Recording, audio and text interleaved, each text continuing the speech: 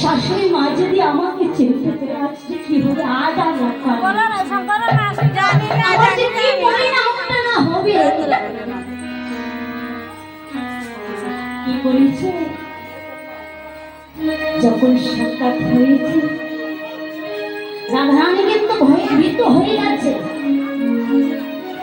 আর এমন সময় জটিলা বলে বলছে পুত্রাম অপুত্রা তোমার মুখখানা এত মলিন কেন, তোমার চোখ দুটো চলচল করছে কেন বাবা, কি হয়েছে তোমার? আপন বধূ রায়কে কিন্তু চিনতে পারেনি, পুত্রা শহরে মনে রাখতে আছে।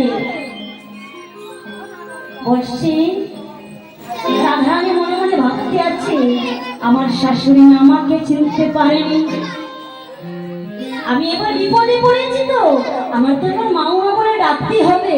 বলছে মাউই গো, এই যে অবস্থা চলে যাচ্ছে, আমি যে দাদুর উপরে রেখে এসেছি তাতে কোথায় পাবো, এই গোবাজারে কোথায় পাবো?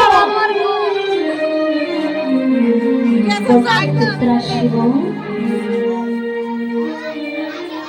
তুমি কোনো চিন্তা করো না, তুমি তো জানো এই বৃন্দাবনে জটিলা কুটিলা সতী নারী, তুমি তো জানো ওরা যা বলে তাই ঠিক হয়।